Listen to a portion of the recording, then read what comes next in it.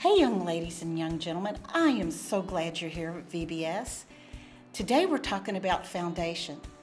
And the best foundation there is the Word of God. And that's where we build our faith. And so we're going to look at the Word of God today for a story about Matthew. And it's talking about the foundation of love.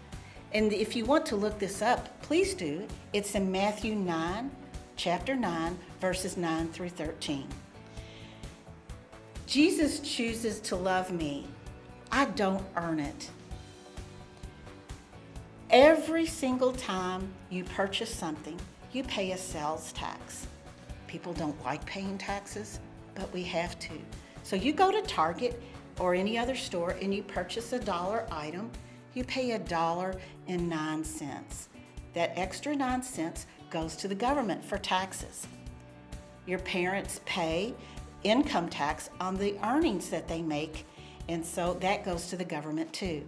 I don't think anybody likes paying taxes, but it's something that we have to do in order to have the services we do. Jesus' time, they also paid taxes, but it was a bit different. We know what our taxes are going to be. As I said, you go and you pay $1, you pay $1.09 for the dollar item. Well, back in Jesus' time, the tax collectors knew what the tax code was, but not everyone did. So they had permission to not only charge the tax, but they could charge above the tax. So instead of charging $1.09, say they could charge $2, and they kept that 91 cents for themselves. And so therefore, people that were tax collectors got to be really wealthy off of their neighbors and their citizens. And so tax collectors were not very liked by anybody at all. They were seen as being very corrupt. So Matthew had friends, and most of them were like tax collectors and people that people didn't like either. So as Jesus is out in the marketplace, Jesus sees Matthew in his tax collector's booth. And he comes up to Matthew and he says, "Follow me." Jesus chose Matthew. Therefore, that time, Matthew immediately dropped everything to follow Jesus. The next thing we read in the story is Matthew's giving a dinner party at Matthew's house. As a matter of fact, if you look at the Gospel of Luke, he calls it a grand banquet. Jesus was there, Matthew was there, the disciples were there, other sinners and tax collectors were there, and Jesus was there all with them. And when the Pharisees, who were the people that kept the law, heard about this, they didn't mind telling people what they thought. When they heard about this, they were horrified. And they told Jesus, "You shouldn't be doing that."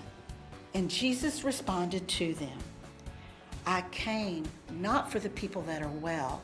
I came for the people that are sick, in need of a doctor." Remember, Jesus is our great physician. And he also told them, "I challenge you. I desire mercy, not sacrifice." Remember, the Pharisees knew the law, but they didn't know the law in their heart. They knew it book-wise, but they couldn't apply it to their lives. Jesus emphasized that it's not so much what we do, but our intentions of our hearts that is important to God. Some Gospels refer to Matthew as Levi. Matthew called himself Matthew. Matthew means gift of God. Matthew did not seek out Jesus. Jesus met Matthew where he was.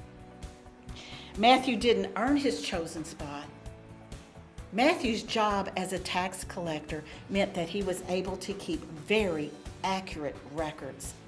And so therefore, he was able to use that as his work with Jesus. He was able to take those skills and make an accurate gospel of Jesus and keep accurate records. Jesus' love changed Matthew, and Jesus' love changes us too. As you show God's love throughout, and as you are shoring up your foundation, remember, we're shoring up a foundation for our future beliefs. As God has loved me, I have also loved you. Remain in my love.